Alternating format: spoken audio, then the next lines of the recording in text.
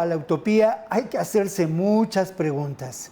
Y un par de preguntas que tienen que ver con esta realidad de lo que se llama cambio climático, de lo que se llama una intensa temporada de lluvias, tienen que ver con lo siguiente. ¿Por qué razones? Y eso, ¿por qué razones no sufrimos lo que pudieron ser pues inundaciones, incluso de carácter catastrófico, con las lluvias que ocurrieron a principio del mes de noviembre? ¿Qué pasó? ¿Qué acciones de prevención se llevaron a cabo? Y otra pregunta que nos tenemos que plantear, una pregunta de fondo, una pregunta sustancial, es si hablamos de cambio climático o de una crisis ambiental provocada por un sistema de producción depredatorio, por un sistema capitalista que tiene como fundamento ni más ni menos que la explotación de recursos y ha dado como resultado una depredación del mundo, y eso que llamamos cambio climático, que no es otra cosa que una crisis ambiental.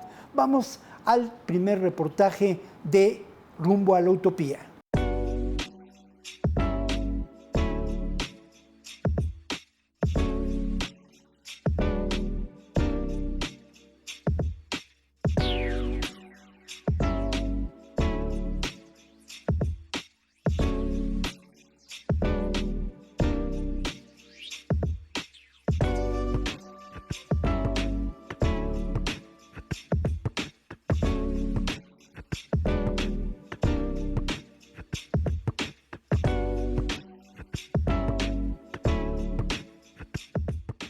Habría que preguntarnos qué fue lo que ocurrió, por qué no tuvimos consecuencias que pudieron ser desastrosas con las intensas lluvias ocurridas en el mes de junio.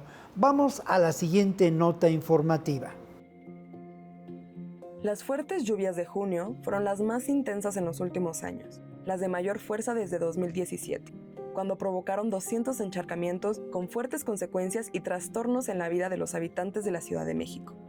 En las zonas de mayor precipitación se alcanzaron los 70 milímetros. A pesar de ello, los daños fueron menos severos que hace 18 años y hubo menos encharcamientos. Los reportes recibidos fueron solo 76 y se atendieron con prontitud. Vale preguntar qué pudo ocurrir con la caída de tal cantidad de lluvia, con la intensidad y la fuerza con la que se abatió sobre la urbe. Las condicionantes, las causas de lo que provocan estas fuertes lluvias siguen siendo las mismas.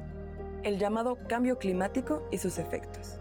Es más, puede considerarse que el fenómeno del aumento de la capacidad de la atmósfera para retener humedad se incrementó en estos años al aumentar la temperatura global y la de nuestra ciudad. La Organización Meteorológica Mundial considera que por cada grado Celsius que sube la temperatura, la atmósfera puede contener un 7% más de agua.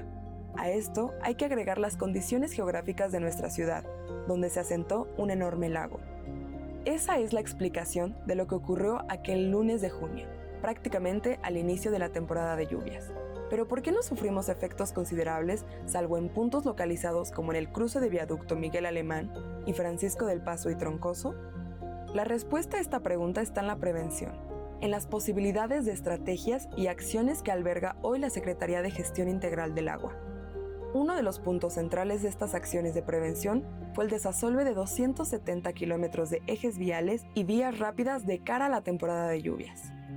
Vale mencionar que tanto fue el nivel de agua alcanzado en el cruce de viaducto Miguel Alemán y Francisco del Paso y Troncoso que saturó el drenaje, lo que ocasionó que el agua saliera por los respiraderos. Sin embargo, la situación fue controlada. El desalojo de agua fue bombeado por el cárcamo a una velocidad de 300 litros por segundo.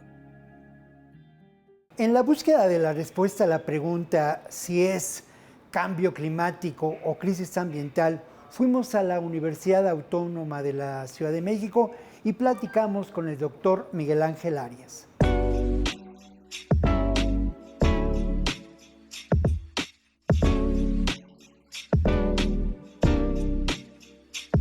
Bueno, pues estamos aquí en las instalaciones de la Universidad Autónoma de la Ciudad de México, en el plantel del Valle, y es muy grato estar en esta Universidad Autónoma de la Ciudad de México, una universidad entrañable para nosotros por muchas razones. Y yo quiero agradecer la presencia y la entrevista que vamos a realizar con el profesor investigador Miguel Ángel Arias. Y Miguel Ángel Arias Ortega está adscrito al posgrado en Educación Ambiental. Miguel Ángel, gracias por acompañarnos. Víctor, muchas gracias a ustedes por la invitación y me da gusto que estemos aquí un momento para compartir de uno de los temas de interés para todas y todos nosotros. Tenemos las lluvias que se han venido en las últimas semanas, que han estado presentes y ocasionado algunos problemas en la vida de los capitalinos y de otras personas en el país. Hay un tema, Miguel Ángel, que a mí me parece fundamental. ¿Hablamos de cambio climático, de calentamiento global, o hablamos de una crisis ambiental efecto de un modelo de desarrollo capitalista? ¿De qué hablamos, Miguel Ángel? Hablamos de esta última referencia que tú tienes. Estamos hablando de una crisis ambiental que para muchos hoy en día es una crisis estructural generalizada, que dentro de esa crisis su manifestación de mayor envergadura es precisamente el cambio climático y se debe precisamente a ese modelo del desarrollo. De manera paralela hay una discusión de fondo también, si en este momento la sociedad en la que estamos todos y todos nosotros ya colapsó, está colapsando o estamos en ese proceso.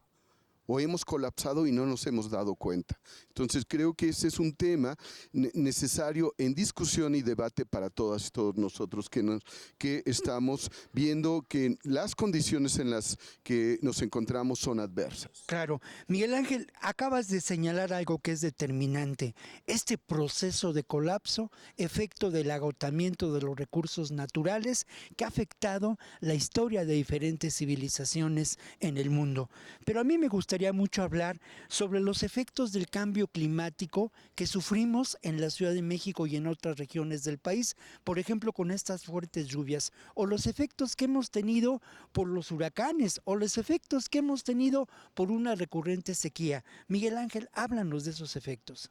Esas son las consecuencias. El problema es precisamente la alteración que hemos tenido acerca del clima y cómo esta alteración ha provocado una serie de problemas que hoy en día nos muestran que los umbrales a los que hemos llegado como sociedad los hemos rebasado, y los hemos rebasado de una manera en la cual va a ser muy difícil poder revertirlos. Grandes sequías, los tuvimos hace 2 años y lo recordamos con nuestros hermanos y hermanas de Monterrey, ¿no? Cuando no tenían casi agua. Ahora con nosotros las lluvias extremas están colapsando algunas de las presas, algunos de los aspectos, los embalses de los ríos. Algunos dirían, qué fortuna, porque tenemos presas llenas, pero también eso está generando una serie de problemas para aquel tipo de personas y de grupos más vulnerables. Ese es porque ¿dónde están asentados? En las laderas de los ríos, de las barrancas, y claro, cuando viene el agua, cuando suben los niveles, se lleva absolutamente todo lo que tienen, y eso es una tragedia para ellos. Claro, acabas de hablar también de algo que es muy importante, la afectación a los más vulnerables. Más allá de esta realidad que conocemos, esa afectación en los grupos, pues eso, ¿no? De la pobreza, de los desposeídos en este país. Lo mismo ocurre en el orden mundial o en el desorden mundial. ¿Cuál es la afectación de esta crisis ambiental en los países pobres, en los países del sur global, Miguel Ángel? Hay una metáfora que me gusta porque dice, estamos en el mismo mar, pero no en el mismo barco. Y en ese sentido, cuando viene una lluvia extrema, cuando están estas olas de calor, son los que más lo resienten. Miguel Ángel, ¿cuáles son los motivos? ¿Cuáles son las causas? ¿Quiénes son los causantes de esta crisis ambiental? Te podría decir que es el modelo de desarrollo, pero dentro de ese modelo de desarrollo también una inequitatividad en los recursos. Porque así como vemos que tienen algunos todos los recursos, otros hay personas que en este país se quedan sin comer. En 1992 salió la famosa copa de champán. La famosa copa de champán lo que hacían era dividir el mundo en quintiles.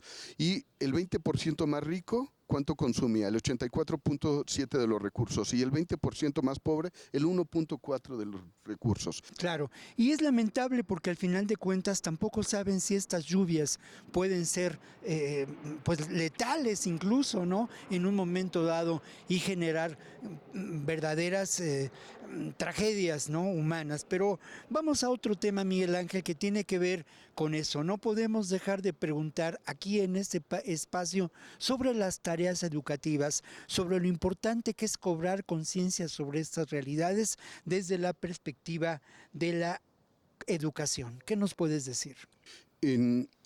Es uno de los aspectos esenciales que tenemos que tomar, o debe ser una medida en la cual esté incluida en todos los aspectos que generamos para respuesta ante este problema. Una de ellas debe ser la educación. Pero no solamente una educación que nos lleve a reciclar, a no tirar la basura o apagar la luz, que son aspectos importantes. Hoy en día también tenemos que generar una respuesta de tipo emocional. ¿Qué quiere decir con eso? Que las personas estemos con una mayor implicación.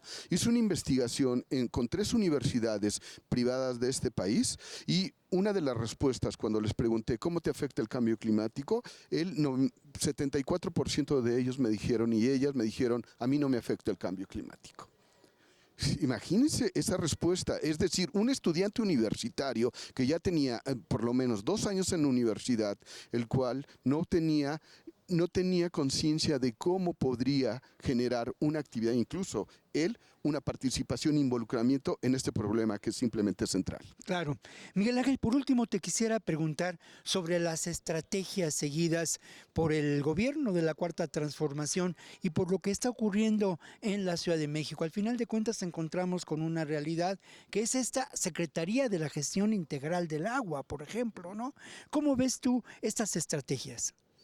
Me parece que toda estrategia que apunte a tratar de generar una transformación en las condiciones en las que estamos, me parece sumamente positiva. O sea, porque a nivel federal y a nivel local, vimos cómo en este sexenio la parte educativa fue poco invisibilizada, es decir, tuvimos poco apoyo en relación con ello, y lo cual nos parece, o me parece en lo personal, algo lamentable, porque una de las estrategias que tiene que ser también económica, política, tecnológica, ¿no?, técnica, debe estar acompañada de la parte educativa, y eso hoy en día tendría que transformarse. Claro, y ahí está la clave, ¿eh? Eduquemos para el futuro, construyamos la posibilidad de un mundo diferente. Miguel Ángel, te quiero agradecer mucho esta charla, esta plática, el que nos hayas abierto la puerta de la Universidad Autónoma de la Ciudad de México. Muchas gracias, Miguel Ángel, por estar con nosotros. Gracias a ustedes y gracias por hacer este tipo de trabajos que sin duda va a fortalecer la parte de difusión. Lo que necesitamos es tener otro tipo de diálogos e intercambios entre los diferentes profesionistas, en nuestros diferentes conocimientos, que nos permitan generar respuestas de mayor integralidad. Y será un gusto volver a compartir con ustedes. Muchas gracias por haber venido aquí y por una felicitación por el trabajo que desarrollan. Muchas gracias, Miguel Ángel. Y bueno, vamos a continuar aquí, rumbo a la utopía.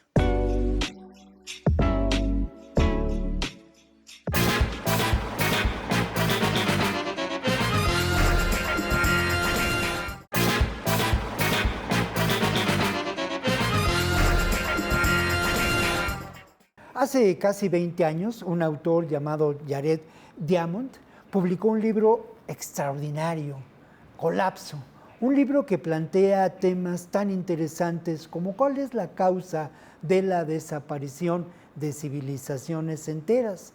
Por ejemplo, responde a cuál fue la causa del abandono de los mayas de esas grandes ciudades-estado.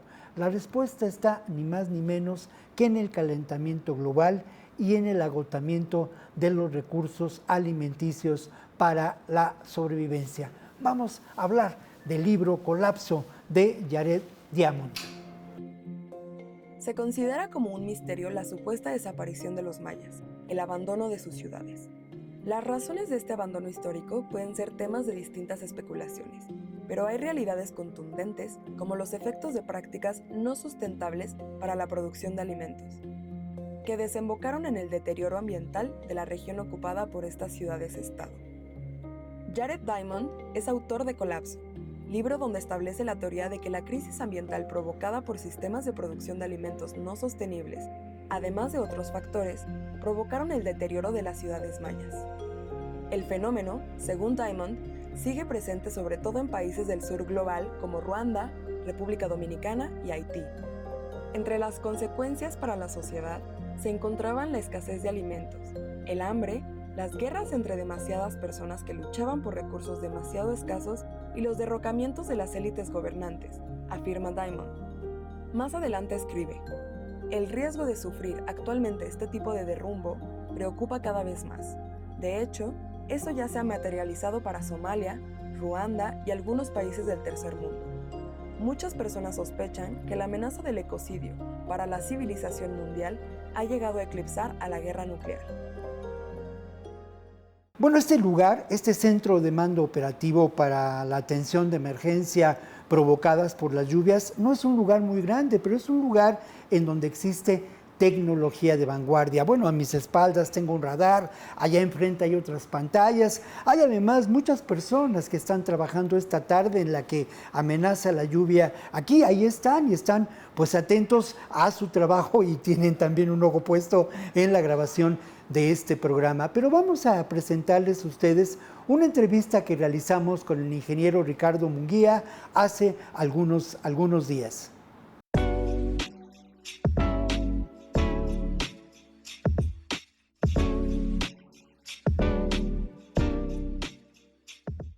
Estamos en una tarde en la que en cualquier momento se puede venir la lluvia intensa como la lluvia que hemos tenido en estas semanas.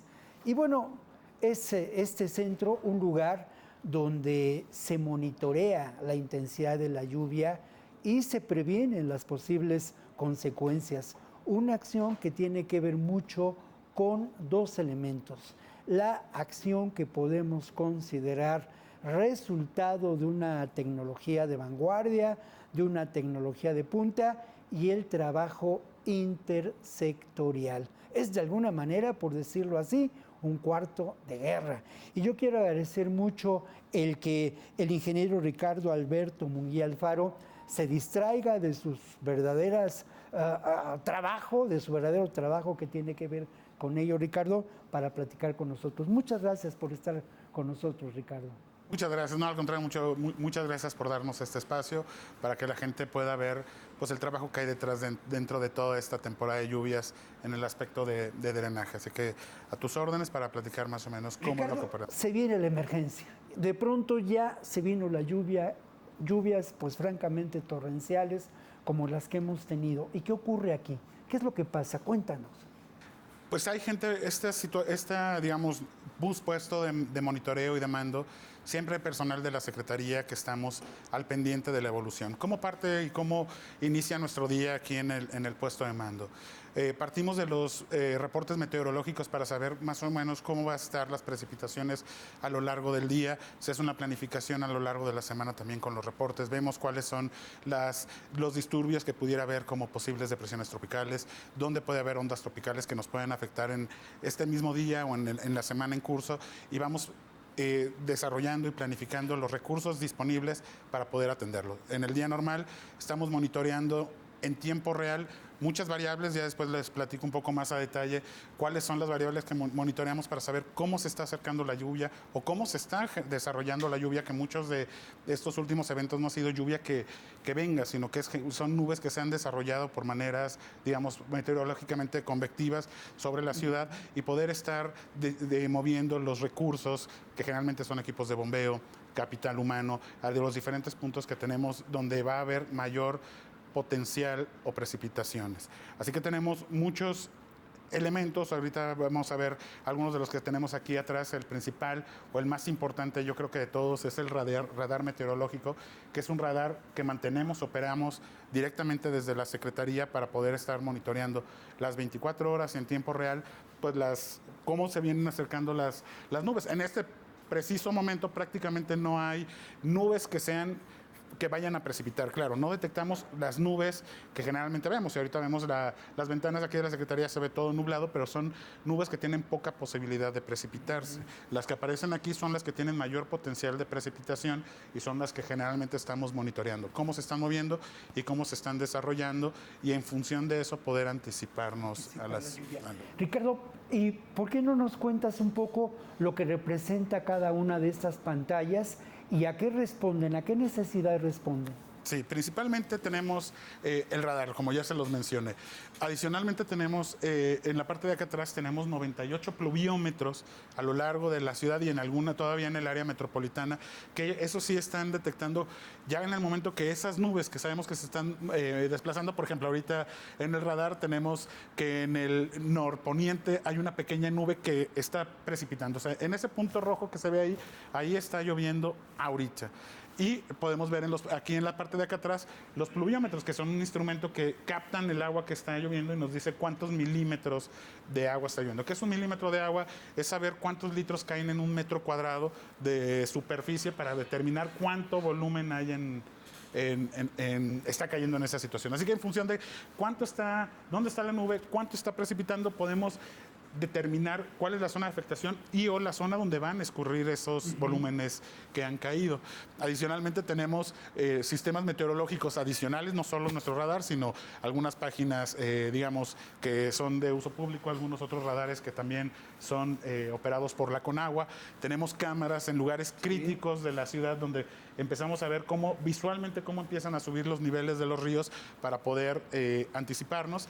Y en otras pantallas que están a mis espaldas tenemos monitoreo de los niveles en los grandes colectores para poder estar viendo cómo responde el drenaje profundo. Recordemos que la Ciudad de México se construyó en lo que antes era un lago. Así que no hay una salida natural para las aguas.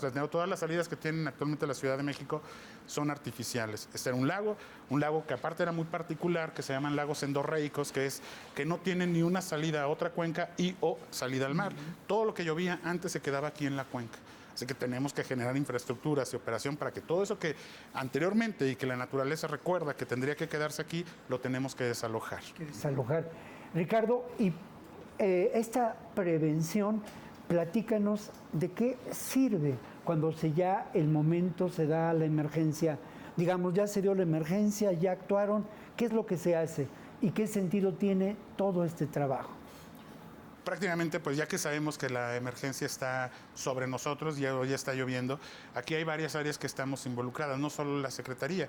En este Situation Room, en este cuarto de situación, en este centro de monitoreo, hay varias dependencias, no solo la Secretaría, está la Conagua, está la Secretaría de Seguridad Social, está Protección Civil, está la CAEM, todas las áreas involucradas para poder detectar. Así que cada uno tiene una tarea muy específica para saber cómo vamos a desalojar el agua y cómo vamos a responder.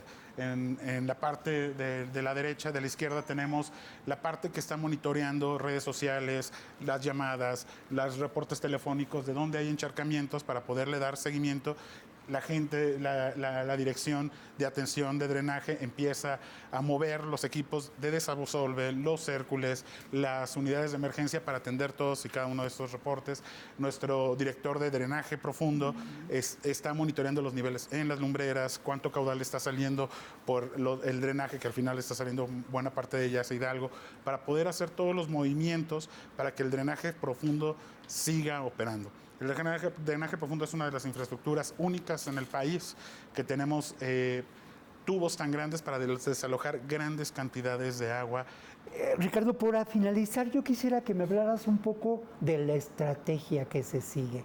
De pronto se vino la emergencia, está ocurriendo algo muy grave en el poniente, hay encharcamientos, la estrategia. ¿Cómo es que de pronto las personas que se encuentran aquí, que corresponden a diferentes secretarías e instituciones, empiezan a trabajar? Son varios escenarios. Tenemos el protocolo conjunto, que es una serie de movimientos que tenemos que hacer tanto la Secretaría como la Conagua como la CAEM, que está especificado exactamente. ¿Cuánto agua está lloviendo? Si ustedes ven aquí en esta parte de acá atrás, se colorean en función de cuánta agua ha caído en cierto lugar. Y en la parte de hasta arriba dice protocolo, es digamos, la pluviometría que llega en el protocolo. Cuando el protocolo llega a 8 milímetros en ciertos pluviómetros en promedio, se detona el protocolo. Y el protocolo tiene un listado, digamos, de acciones. ¿Qué es lo que se tiene que hacer? ¿Cuáles son las más importantes? Las más importantes es cerrar prácticamente todas las aportaciones al drenaje profundo desde el poniente. Se cierran las entradas al drenaje profundo para poder contener y empezar a guardar y remansar agua en las presas. ¿Para qué? Porque mucho del agua sigue entrando al drenaje profundo por otras múltiples zonas, y si no controlamos estos, llenamos el drenaje profundo. Ahorita después hacemos unas muestras de que el drenaje se empieza a llenar, los tubos están muy profundos, tienen diámetros muy grandes, en un caso son tuberías de 6 metros de diámetro, 6 metros de diámetro, son tuberías enormes, y esos tubos tan grandes se llenan y todavía empiezan a agarrar carga muchos metros por encima. Así que si no contenemos eso, se nos desbordaría el drenaje profundo por todos lados. Así que es lo primero, cerrar con puertas, empezar a operar unos bombeos con agua, empieza a operar también unos bombeos, KM empieza a hacer sus movimientos, porque todo el agua termina, buena parte de ella yendo hacia Hidalgo.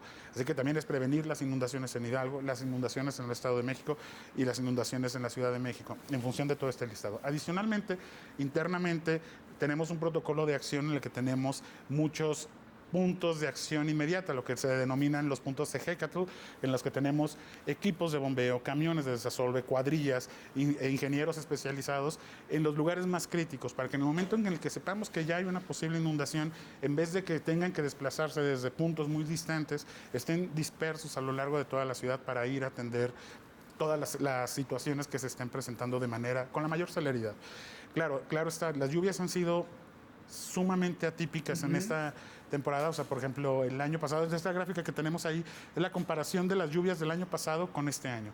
El año pasado, para estas fechas, habíamos tenido solo 60 millones de metros cúbicos de agua que había caído dentro de la ciudad. Al día de hoy llevamos prácticamente 235 millones de metros cúbicos. Es muy importante mantener las alcantarillas limpias, las presas limpias, que la gente nos ayude para que la basura es el principal problema de encharcamientos locales. Con esa recomendación nos vamos a despedir, Ricardo, pero primero agradecerte pues la entrevista, claro, pero el trabajo que se hace aquí. Yo quiero que las personas que nos miran del otro lado de la pantalla se imaginen lo que hubiera podido ocurrir en esta temporada de lluvias, donde ha llovido 3 veces más que lo que podemos considerar llovió el año pasado. Es precisamente lo contrario a la utopía, hubiera sido una distopía, pero precisamente porque aquí hay un trabajo interinstitucional y un trabajo de prevención con tecnología de punta, es por lo que tenemos una realidad muy distinta a una negra distopía de inundación de la ciudad y de desbordamiento, del drenaje profundo. Vamos a continuar aquí en Rumbo a la Utopía. Gracias, Ricardo. Muchas gracias a ustedes.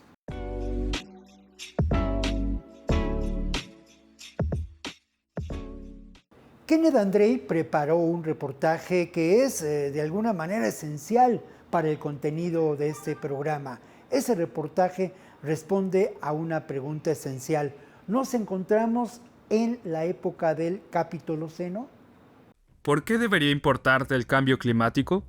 Seguro has oído hablar de esas olas de calor que convierten nuestras calles en hornos, del deshielo que desdibuja los mapas polares y de las lluvias que inundan la ciudad. Pero, ¿sabes realmente qué es esta crisis climática? La forma científica de referirse es cambio climático. Sin embargo, es un debate, ¿no? De la manera en que se le habla a este fenómeno.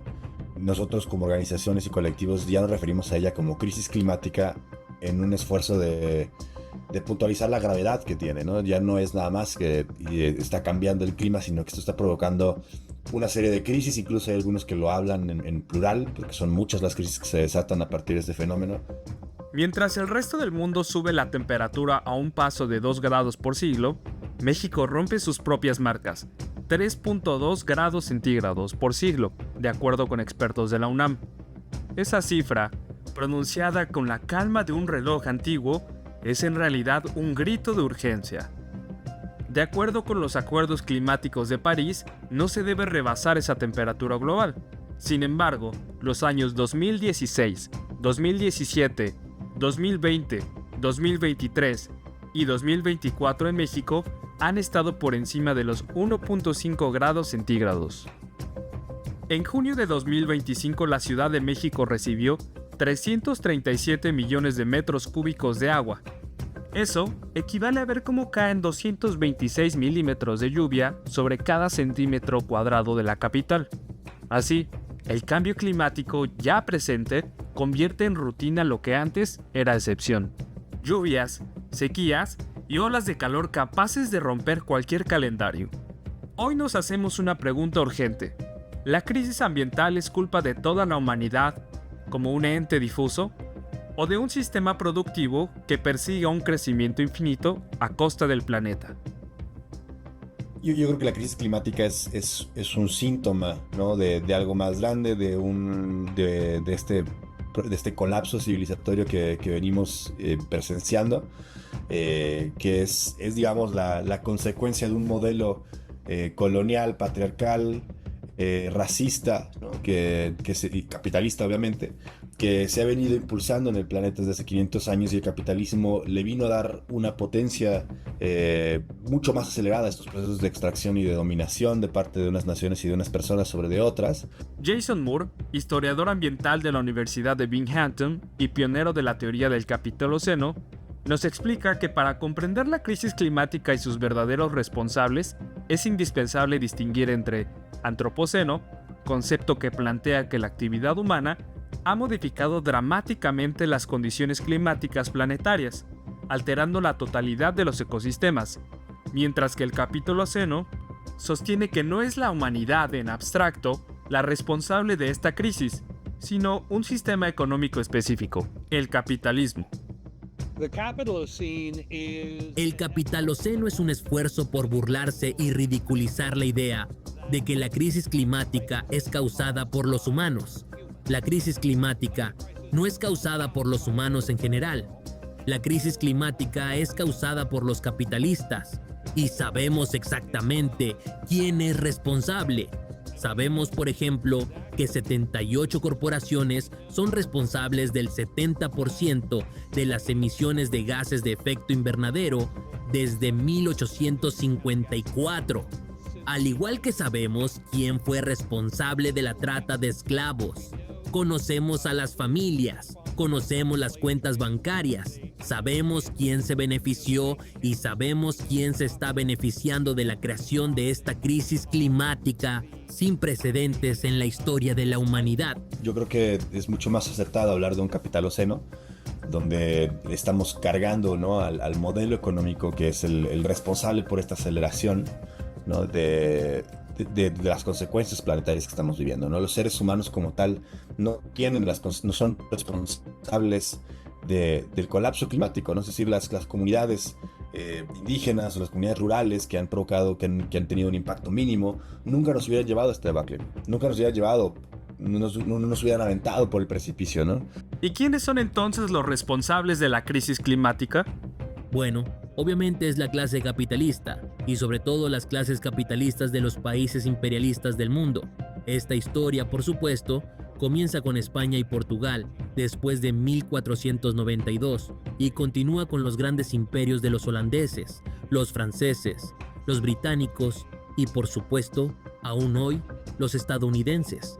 En definitiva, lo que hace el capitalismo es usar el poder político y económico para convertir toda la red de la vida. Los bosques, los campos, los suelos y los arroyos, nuestros cuerpos, los cuerpos de los animales, todo en una oportunidad para obtener ganancias. Y cuando eso sucede, nos degradamos, nos devastamos y nos enfermamos. Así que, cuando volvemos a la cuestión de quiénes son los responsables, por supuesto que son los banqueros e industriales de los grandes países imperialistas realistas, y los ejércitos que construyen para subordinar a los pueblos a su régimen de naturaleza barata. Según el informe Carbon Measures, base de datos histórica de los mayores productores mundiales de petróleo, gas, carbón y cemento desde 1854, En 2023, apenas 36 empresas, la mayoría con sede en China y en Estados Unidos, fueron responsables de la mitad de emisiones globales de CO2 procedentes de combustibles fósiles. Pero si son las grandes empresas las principales responsables de la crisis climática, ¿qué papel nos queda al resto de la humanidad? Para el profesor Jason Moore, el primer paso es claro. Necesitamos democracias fuertes, capaces de impulsar transformaciones reales y de reconocer la magnitud del problema, y no caer a la negación, como lo ha hecho el presidente de Estados Unidos Donald Trump, quien no cree en el cambio climático. Creo que el primer paso es reconocer que la democracia popular, una democracia significativa, es crucial para abordar las crisis climática y de biodiversidad. Esta es una idea que Naomi Klein planteó hace una década y luego prácticamente abandonó. La crisis climática es una crisis de gobierno democrático. Ahora vemos esto con mucha claridad en el occidente imperial, en Estados Unidos y Canadá, y en toda Europa occidental. El modo liberal de gobernar al pueblo ha evolucionado hacia una mentalidad autoritaria, incluso totalitaria, con una supresión de la libertad de expresión, una supresión de las libertades civiles y la construcción de sociedades de vigilancia masiva. Y es crucial reconocer que, a medida que la crisis climática se ha profundizado, los llamados países democráticos del norte han avanzado rápidamente hacia estrategias totalitarias de gobernanza, y no debemos ignorarlo. Por lo tanto, el primer paso para la justicia climática es impulsar una democracia popular masiva y significativa, no la falsa democracia liberal elitista que nació después de la Revolución Francesa, creada por las clases capitalistas para impedir que los campesinos y los trabajadores gobernaran. Así que, lo primero que tenemos que impulsar es una democracia liderada por los campesinos y los trabajadores para transformar las oligarquías del norte en un modo democrático diferente. Yo creo que estamos llamados a romper la inercia del capitalismo que nos pide aislarnos, que nos pide pensar únicamente desde nuestra individualidad y desde tu persona, y empezar a pensar en colectivo con otros y en colectivo con otros seres, ¿no? Y con la naturaleza misma.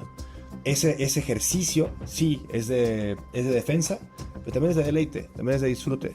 Y yo creo que optimismo como tal de, hey, tranquilos, todo va a estar bien, eso no existe.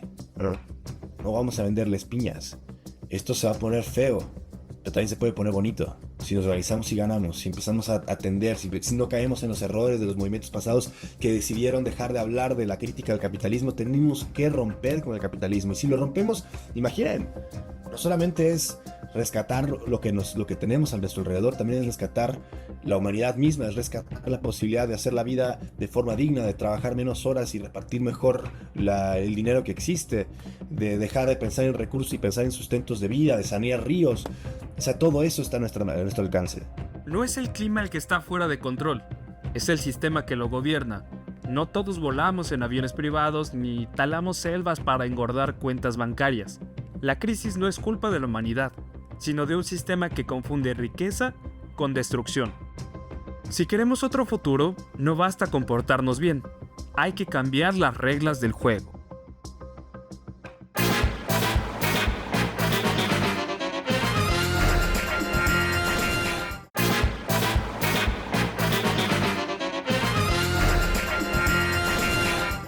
La clave para evitar efectos que pueden ser catastróficos en cuanto a las lluvias tiene que ver ni más ni menos con la prevención.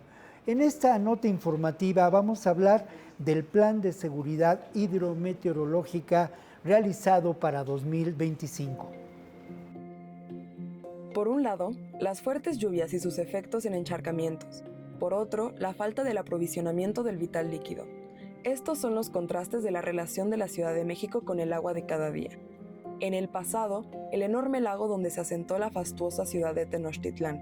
Desde entonces, el entorno geográfico e hidrológico de la cuenca del Valle de México como una realidad a considerar cuando se habla del manejo hidrológico de la metrópoli. La realidad del asfalto que se multiplica y, sobre todo, las necesidades de los ciudadanos en cuanto al abasto y la necesaria certeza de que no padeceremos una proverbial inundación. De cara a la temporada de lluvias, se diseñó el Plan de Seguridad Hidrometeorológica 2025, una estrategia integral por parte de la Secretaría de Gestión Integral del Agua. 3 elementos de esa estrategia han sido claves para mitigar los posibles efectos de esta temporada de lluvias, donde ya se han registrado récords históricos en cuanto a precipitación de la lluvia. El primero de ellos es la limpieza. Se realizó la tarea del desasolve masivo en 7 vialidades primarias, con la limpieza de más de 108,000 metros lineales de atargias y casi 6,000 de coladeras pluviales. También se llevó a cabo la limpieza de 25,000 metros de albañales y más de 1,000 pozos de visita. En cuanto a la prevención, se retiraron 17,000 metros cúbicos de asolve en presas y canales. Se realizaron también tareas de un reforzamiento estratégico de las que se consideran zonas críticas, con base a datos históricos de temporadas pasadas. Las acciones de seguridad hidrometeorológica que se realizaron a lo largo de esta temporada de lluvias contemplan el monitoreo en tiempo real de lo que pueda ocurrir a través de 96 estaciones pluvimétricas y un radar meteorológico. Se da también una cercana coordinación con la Secretaría de Gestión Integral de Riesgos y Protección Civil y el Organismo de Cuenca de Aguas del Valle de México, de Conagua, entre otras dependencias locales y de índole federal. Nos hemos ocupado en el programa pues del tema de la época de lluvias, pero hay otro tipo de relación que esta ciudad mantiene con el agua. En ocasiones sufrimos el estiaje, sufrimos sequía. Precisamente para responder a preguntas que surgen de esta realidad, entrevistamos al titular de la Secretaría de Gestión Integral del Agua, José Mario Esparza. Lo entrevistamos hace algunos días. Que pues la razón clave de que buscáramos la entrevista contigo es que vemos un cambio fundamental en la estrategia de abasto, de distribución, de atención a fugas, en fin, un cambio muy profundo de la estrategia para atender las necesidades, muchas necesidades del abasto de agua en la Ciudad de México. ¿Cuáles son esos elementos que de verdad hacen ver un cambio pues radical? Así es.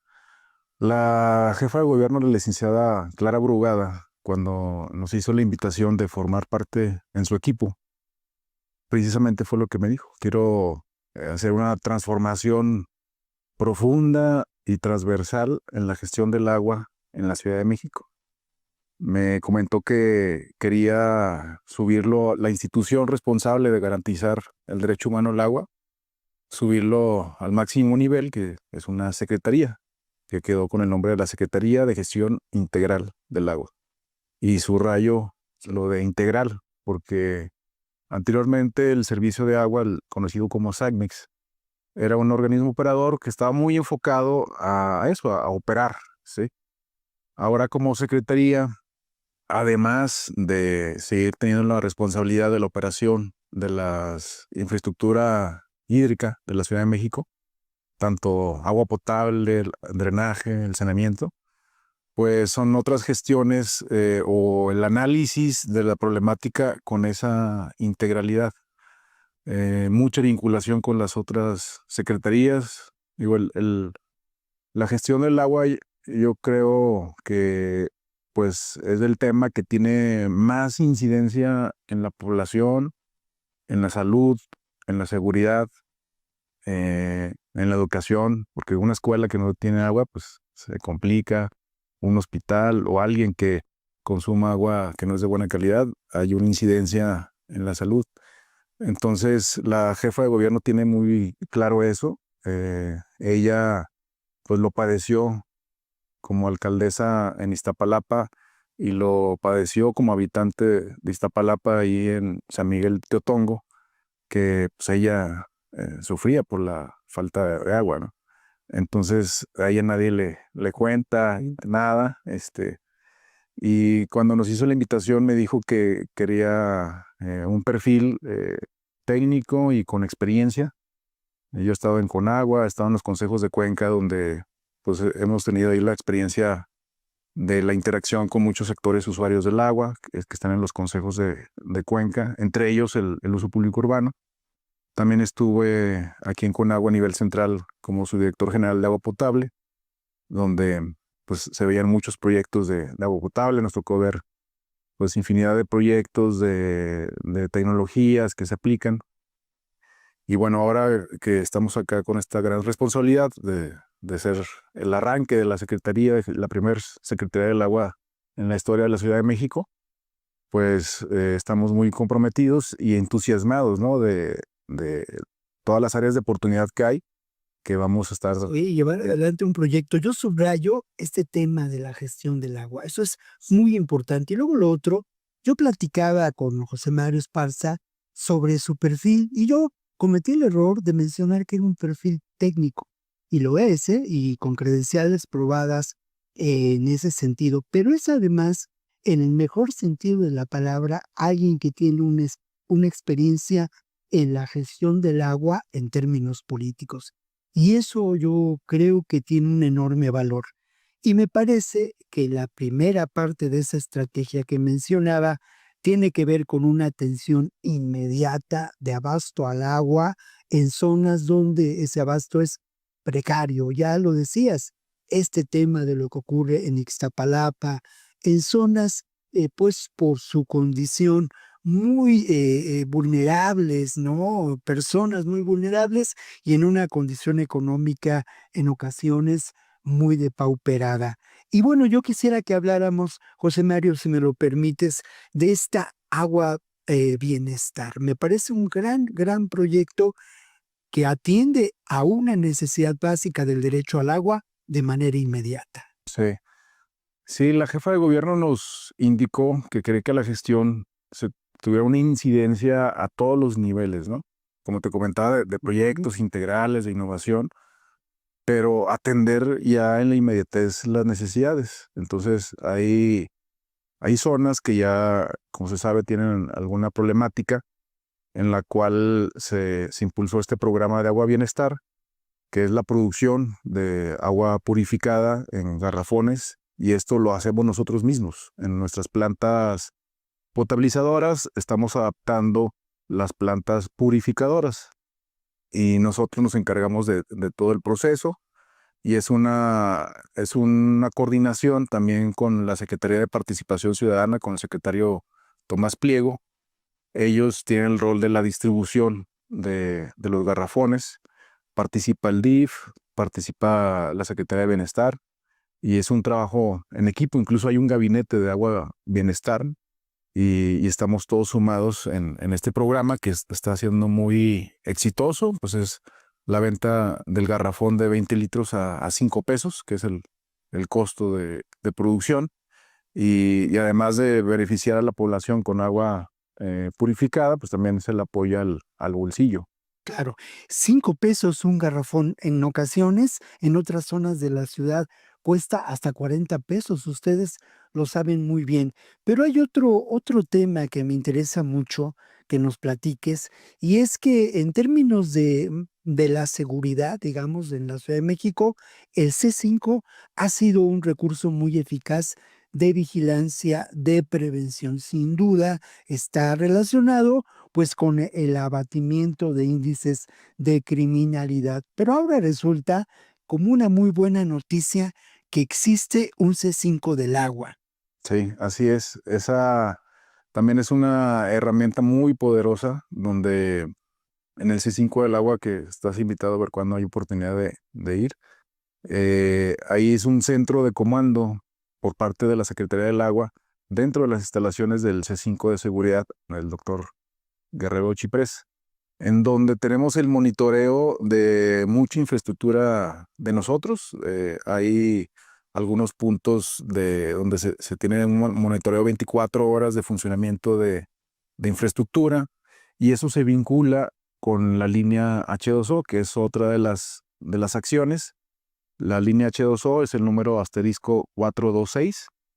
Es una línea nueva, exclusiva para el tema de agua. Anteriormente estaba Locatel y el 911, que siguen funcionando, pero estamos posicionando la línea H2O para que la ciudadanía, ante cualquier situación de drenaje, encharcamientos, fugas, la falta de algún accesorio de alcantarilla, cualquier situación, marque al asterisco 426, reporte la situación que que corresponda.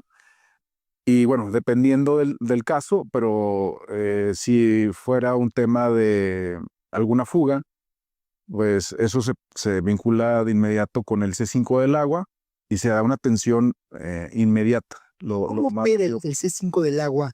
Yo tengo algunos datos muy interesantes en términos de la cantidad de drenaje, la cantidad pues, digamos, elementos de monitoreo, ¿no? ¿Por qué no nos das algunos datos y nos explicas cómo opera? Bueno, respecto a drenaje, se tiene ahí en la plataforma digital del C5 del agua toda la infraestructura.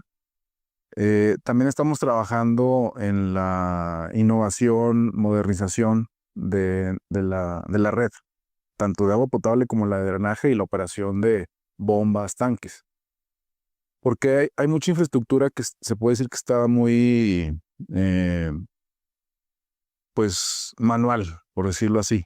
Entonces, estamos en un proceso de instrumentación de la infraestructura y, por ejemplo, un tanque de distribución, hay ocasiones que esos tanques se derraman porque le están dando agua y no tiene un sensor que detenga el llenado y empieza a derramar el tanque. Entonces vamos a intervenir con esta instrumentación para que tengamos un monitoreo 24 horas y todo eso se está viendo en el C5 del agua. Y te puse como ejemplo un tanque, pero también son las líneas Sí. con los data logger para estar monitoreando la presión y anticiparnos incluso al reporte ciudadano, porque tradicionalmente los indicadores son de reporte ciudadano, pero ya para que alguien hable es porque pues, ya se quedó sin agua a lo mejor más de un día. Queremos anticiparnos a eso y con estos sensores de monitoreo, estarlos monitoreando en el C5 del agua y si identificamos alguna problemática por estos sensores, pues que se atienda de inmediato. Pues te queremos agradecer mucho, José Mario Esparza Hernández. Esta entrevista ha sido muy grata y también, pues ahora sí que si te va bien a ti, nos va a ir bien a todos en la Ciudad de México y vamos a tener un abasto de agua y vamos a tener, pues eso que ya insistimos mucho en la entrevista, pero esa gestión integral del agua. Muchas gracias. Gracias a ti. Y por último, si me permites como mensaje, pues a toda la población que seamos conscientes en el uso adecuado del agua. A eso es lo que le llamamos la cultura del agua. Es un tema muy, muy importante porque si llueve, si tenemos la infraestructura, la mejor gestión, pero si en nuestras casas no lo cuidamos, pues nunca, que lo veamos como dinero incluso, ¿no? O sea, si tú tienes tu sueldo, tus ingresos, así visualiza el agua y cuidarla, ¿no? No desperdiciarla, ser ciudadanos conscientes. Si ves una fuga, está la línea H2O, que digo, son acciones que nosotros estamos detonando, pero si el ciudadano no toma conciencia y no habla, pues es complicado, ¿no? Entonces se requiere una participación de todos y de todas. Nosotros estamos dando nuestro máximo esfuerzo para hacer acciones de mejora en beneficio de la propia población. Pero sí, cada uno de nosotros tenemos mucho que hacer, el granito Claro, el granito de arena, pero pues es algo muy, muy importante. Sí, pero por principio se traza, pues eso, ¿no? Una nueva política pública en términos de gestión del agua en esta ciudad. Bueno, ahí están algunas de las preguntas que planteamos desde el inicio de este programa. Preguntas claves, como por ejemplo, ¿cuál fue la labor de prevención que se realizó desde aquí, desde la Secretaría Integral de Gestión del Agua en la Ciudad de México? ¿Qué labor se realizó?